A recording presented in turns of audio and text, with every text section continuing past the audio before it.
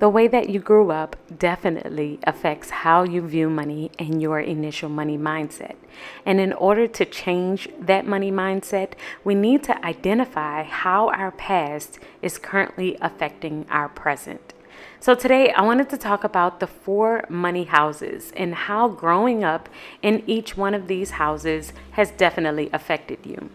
Now, this is a concept that we discuss in my Budget on Paper class. So if you want to go deeper into the topic and figure out how to overcome these houses, then make sure that you check out the link in the description box to the class. Money history and money personality isn't a topic that is discussed often when it comes down to figuring out how to budget or how to deal with your money. But I do think that it is an important topic because most people don't realize how their childhood home has a lasting effect on who they are and how they view their money. Now, you aren't responsible for the home that you grew up in or how it has affected you, but as you grow older, you do become responsible for fixing that programming you received as a child and making better money decisions moving forward. Now, when we are talking about these houses, I'm not talking specifically about if your family had money or didn't have money, because that doesn't matter. We are more focused on the emotions around that money. Was money given to you freely as a child without a care in the world? Or was money a stressful topic in your home? Was comments like money doesn't grow on trees said often? All of these things matter, and they subconsciously or consciously have an effect on us. So as we go through these houses, I don't want you to blame anyone or feel hopeless about your financial journey. The goal of this is to make you more aware, and then the more aware you are, the more you can actually change. So let's go ahead and get started. Number 1, the unaware money home. This is a very common money home, and it is where money is not discussed and it is a taboo topic. The kids usually don't know if their parents have money or if they don't have money. They are kept in the dark when it comes down to household finances. Now, this could be out of preference or it could be out of ignorance, but usually the kids have no foundation at all, no knowledge when it comes down to money topics, and they don't know how to do basic money things until they get older and start making their own mistakes.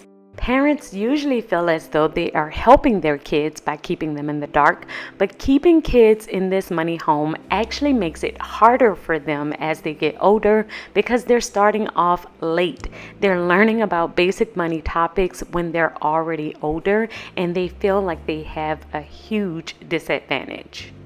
The second money home is the unstable money home, and this is where money fluctuates.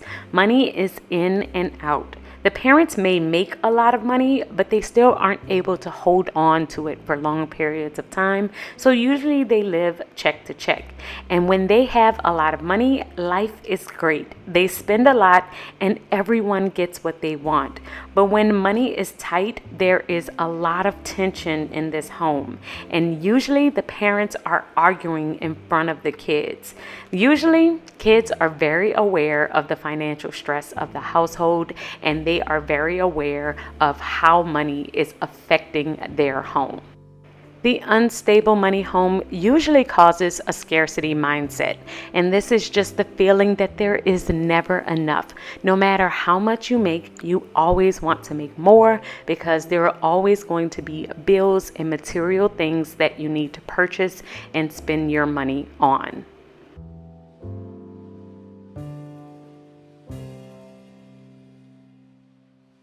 The third money home is the fearful money home.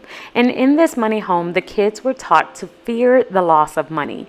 The parents didn't invest, and they made the kids feel as though money was hard to come by. The kids were afraid to ask for anything because of the lecture that they might receive around money. They were basically taught that money is scarce and they should be afraid of losing it. So this would be the home where most kids might hear the phrase, money doesn't grow on trees, or do you have McDonald's money? And they're constantly being told that their parents don't have any money. Many parents of this money home actually feel as though they're doing their kids a service. They feel as though they are building character in their kids and they're sharing with them the value of money. But in reality, they're actually just placing fear of money on their kids. And usually the kids will grow up with the same mindset and do the exact same thing to their kids. They won't take any risks. They won't start businesses. They won't try because they're constantly afraid of losing money. And the fourth money home is the stable home. Now, in this home, money was talked about freely at the dinner table. You learned a lot from your parents and you were able to ask questions. They were even welcomed. You likely opened your first bank account when you were younger. You created your first budget. You may have even had a childhood business that you did, or you helped around in your family's business. You started investing young, and your parents were very open with their household finances, so you really got a really good head start. Now, just because you grew up in this home, it doesn't mean you are free from money problems, because Rachel Cruz talks about this in her book, Know Yourself, Know Your Money, and she talks about the stable money classroom and how it could cause you to feel as though you didn't need to learn anything else. You may feel entitled to have money because your parents had money. You may feel entitled to a certain lifestyle, and you may take for granted all of the things and the sacrifices your parents made in order to get to that stable place where they actually had money in the bank. So there is still a lot to learn, even if you grew up in the stable money classroom. It's just great that you were able to grow up there and you know your baseline. So guys, those are the 4 money houses. Let me know in the comments, which one did you grow up in, or did you not hear yours? Is there something that you would like to add on to the conversation that was different with your home as you were growing up? I would love, love, love to hear your comments on this topic, and I will see you guys in Wednesday's video.